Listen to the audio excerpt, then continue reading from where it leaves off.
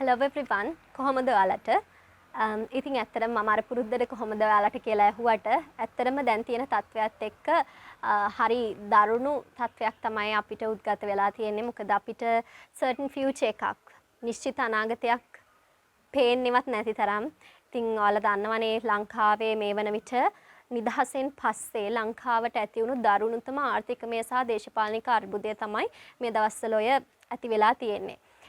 ඉතින් හැම දෙයකම මිල වැඩි වෙලා තියෙනවා මිනිස්සුන්ට දරා ගන්න බෑ ඒවා ඒ වගේම සල්ලි තිබුණත් අපිට අත්‍යවශ්‍ය ද්‍රව්‍ය ගැනීමේදී හිඟයක් ඇති වෙලා තියෙනවා. ඉතින් මේ දේවල් එක්ක මිනිස්සු පාට බහැලා තියෙනවා. ඉතින් මේ දේවල් හරි සාධාරණයි මොකද මිනිස්සුන්ට මේවා දරා ගන්න බෑ. කොහොමුණත් මමත් ශ්‍රී ලාංකිකයෙක් විදිහට කිසිම පැත්තක් ගන්න නැතුව රටේ පවතින වර්තමාන තත්ත්වය ගැන මගේ crazy english channel එකේත් වීඩියෝ එකක් දැම්මා. ඔයාලට මෙතන පෙන්නයි link එකක්. ඒ link එකෙන් ගිහිල්ලා ඒ වීඩියෝ එක බලන්න පුළුවන්. ඉතින් අපි නිවුස් ගත්තාත් කවුරු හරි පිරිසක් එක්ක කතා බහකට එක්රොකුණත් මිනිස්සු කතා වෙන එක මාතෘකාව මේ දැන් රටේ පවතින වත්මන් තත්ත්වය. ඉතින් මේ අරගලය ගැන ඉංග්‍රීසියෙන් කතා කරන්නේ කොහොමද? ඔයාලට අවබෝධයක් ගන්න පුළුවන් අර මම කලින් දාපු link එකෙන් ගිහිල්ලා මගේ වීඩියෝ එක බලන්න පුළුවන්. ඒ වගේම මම මේ වීඩියෝ එකෙන් ඔයාලට උගන්වනවා අරගලය ගැන ඔයාලට ඉංග්‍රීසියෙන් කතා කරන්න කිව්වොත් ඔයාලට අත්‍යවශ්‍යම වෙන වචන 25ක් ගැන. ඉතින් ඔයාලා මේ වචන 25ක් කොලයක ලියා ගන්න. ඒ වගේම මේකට example sentences උත් ඔයාලට Google එකෙන් හොයලා මෙතනට ලියා ගන්න පුළුවන්. ඉතින් පුංචි list එකක් හදා ගන්න. අරගලයේදී අරගලය ගැන අපිට කතා කරන්න උනොත් අපිට භාවිතා කරන්න පුළුවන් වචන තමයි මම අද උගන්වන්නේ. First word. පළවෙනි වචනේ බලමු. Protest. pronunciation කොහොමද කියලා බලන්න. මම pronounce කරනකොට ඔයාලත් ඒ විදිහට pronounce කරන්න උත්සාහ කරන්න. Protest. Protest. protest කියලා කියන්නේ අරගලය. එහෙමත් නැත්නම් අපිට කියන්න පුළුවන් විරෝධය. protest. එතකොට දැන් ලංකාවේ මේ වන විට පවතින සාමකාමී අරගලනේ. සාමකාමී අරගලවලට අපි කියනවා peaceful protest. peaceful protest. හරි? ඒ වගේම මේ අරගල කරන අය කවුද? අරගල කරුවන්. අරගල කරුවන්ට කියනවා අපි protesters. protesters. එතකොට අපිට කියන්න පුළුවන් protesters are protesting. අරගල කරුවන් අරගල කරනවා. protesters are protesting. ඒ වගේම අපිට කියන්න පුළුවන් අවශ්‍ය නම් protesters are doing peaceful protests. අරගල කරුවන් මොනවද සිදු කරන්නේ? සාමකාමී අරගල.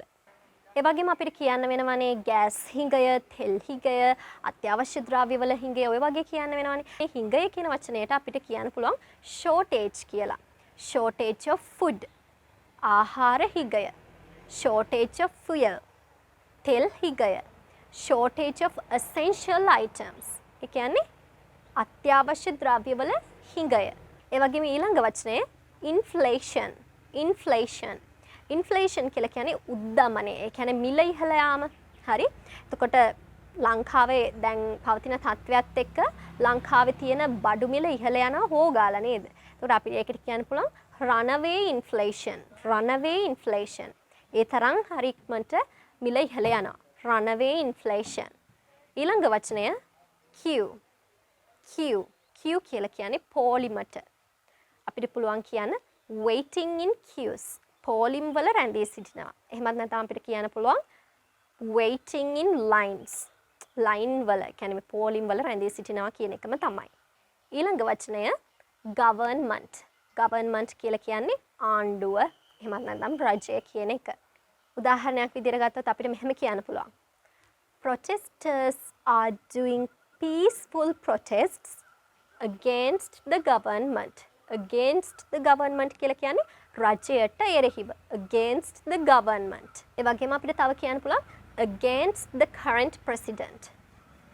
against the current president. ඊළඟ වචනය resign. resign. resign කියලා කියන්නේ ඉල්ලාස් වෙනවා කියන එක. For example, the protesters are asking the government to resign. protestersලා විරෝධතාකරුවන් රජයට ඉල්ලාස් වෙන්න කියලා කියනවා. ඊළඟ වචනය mismanagement. manage කරනවා කියලා කියන්නේ අපි කළමනාකරණය කරනවා කියන එකනේ. එතකොට mismanagement කිව්වහම නිසි ලෙස කළමනාකරණය නොකිරීම. එතකොට මේ අර්බුදයට ප්‍රධාන හේතුව වෙලා තියෙන්නේ years of mismanagement. years of government mismanagement. ඒ කියන්නේ අවුරුදු ගානක තිබ්බ රජයන් වල අවුරුදු ගාණක් තිබ්බ රජයන් නිසි ආකාරයෙන් කළමනාකරණය නොකිරීම ආර්ථිකය හෝ දේශපාලනය නිසි ආකාරයෙන් කළමනාකරණය නොකිරීම හරි years of government mismanagement of the economy අවුරුදු ගාණක් තිබ්බ රජයන් ආර්ථිකය නිසි ආකාරයෙන් කළමනාකරණය නොකිරීම ඒ වගේම අපිට නිතරම ඇහෙන වචනයක් නේ දූෂිත පාලනයක් කියලා කියනවා. ඒකට දූෂණයට අපි කියනවා corruption ඊළඟ වචනය agitation කියලා කියන්නේ කැළඹීමක්. මෙතන දැන් අපිට පේන තියෙනවා ජනතාවගේ කැළඹීමක්. agitation of the people එහෙමත් නැත්නම් agitation of the public පොදු ජනතාවගේ කැළඹීමක් අපිට දක්නට ලැබෙනවා. ඊළඟ වචනය ස්ලෝගන් කියලා කියන්නේ සටන් පාට. ඔය මිනිස්සු බිසල් බෝඩ් වල එහෙම එක එක සටන් පාට ලියලානේ කෑ ගහන්නේනේ. නා ස්ලෝගන්ස්. ඊළඟ වචනය frustration කියලා කියන්නේ කලකිරීම. එතකොට දැන් ජනතාවට කලකිරිලා තියෙනනේ. People have been frustrated. එතන එතකොට එන්නේ ක්‍රියාපදය. frustrate කියනක ක්‍රියාපදයේ විදිහට ගන්න පුළුවන්. frustration කියන්නේ කලකිරීම noun එක නාම පදය. frustration of the people ජනතාවගේ කලකිරීම. frustration of the people. ඒ වගේම මේ විරෝධතා තියෙනවානේ. එතකොට මේ විරෝධතා පවතිනවා වත්මන් රජයට එරෙහිව තියෙනවා. ඒ වගේම වත්මන් රජයට පක්ෂව තියෙනවා. එතකොට රජයට පක්ෂව තියෙන විරෝධතාවලට අපි කියනවා pro government protest. ඒ වගේම මේ රජයට විරුද්ධව පවතින අරගලවලට කියනවා anti government protest. එතකොට pro government protest තියෙනවා. ඒ වගේම anti government protest තියෙනවා. ඊළඟ වචනේ dissatisfaction කියන්නේ සෑහීමකටපත් නොවීම කියන එක. අපි satisfaction කියලා කියනවා සෑහීමකටපත් වීම. ඒකේ විරුද්ධ පදය dissatisfaction සෑහීමකටපත් නොවීම. against කලිනුත් ආවා against කියලා කියන්නේ එරෙහිව කියන එක. against the government රජයට එරෙහිව. against the current president වර්තමාන ජනාධිපතිට එරෙහිව. ඊළඟ වචනය solve කියලා කියන්නේ විසඳනවා.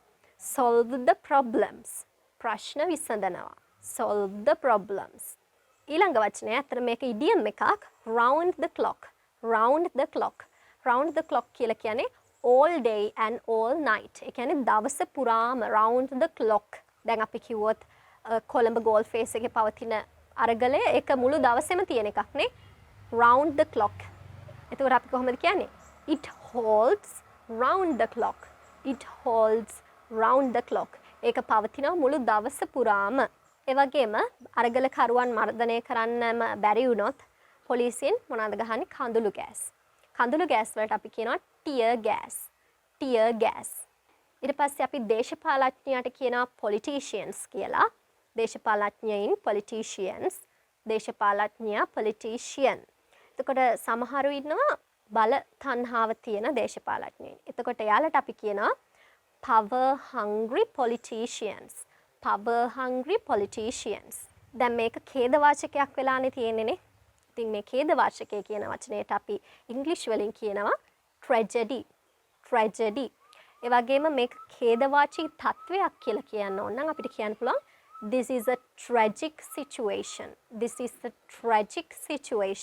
ඒ වගේම එදා වේලා හම්බ කරලා කන මිනිස්සුන්ට හරි අමාරුයි කියලා අපි හැම වෙලාවෙම කියනවා. එතකොට එදා වේලා හම්බ කරලා කන මිනිස්සුන්ට අපි කියනවා daily wage earners.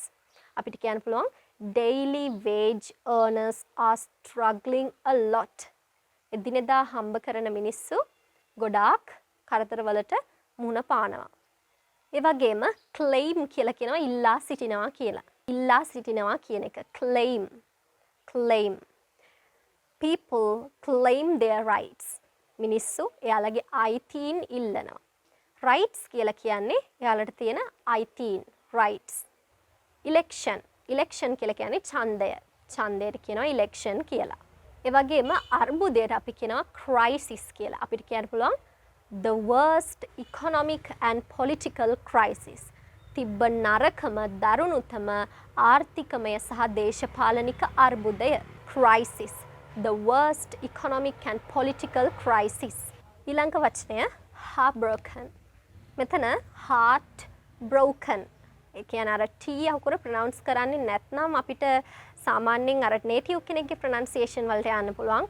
heartbroken, heartbroken, heartbroken, heartbroken. ඒක ටිකක් නේටිව් එහෙම කියනවා නම්. එහෙම නැත්නම් අපිට heartbroken කියලාම කියන්න පුළුවන් ප්‍රශ්නයක් නැහැ. heartbroken කියලා කියන්නේ හද කම්පාවට පත්වෙන කියන එක. This is a heartbroken situation. මේක හද කම්පාවන තත්වයක්. ශෝචනීයයි කියලා කියන්නේ කොහොමද? Pathetic. This is a pathetic situation. මේක හරි ශෝචනීය තත්වයක්.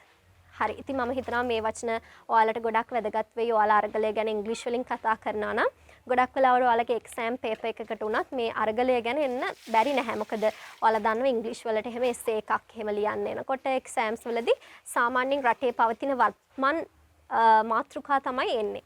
ඉතින් මේ වචන ටික ඔයාලට ගොඩක් වැදගත් වෙයි කියලා මම හිතනවා. කලින් කිව්වා වගේ පොඩි කොලයක මේ වචන ටික ලියාගෙන වෙනම example sentences උත් ඒ ටිකට ලියා ගන්න. ඒ වගේම මගේ Crazy English channel එකේ අරගලය ගැන ඉංග්‍රීසි වලින් කතා කරන වීඩියෝ එකක් තියෙනවා. ඔයාලට පුළුවන් ඒකත් බලන්න. හරි. එහෙනම් අදට මෙතනින් lesson එක ඉවරයි. මම ඉක්මනටම ඔයාලට අලුත් lesson එකක් අරගෙන එන්නම්. bye.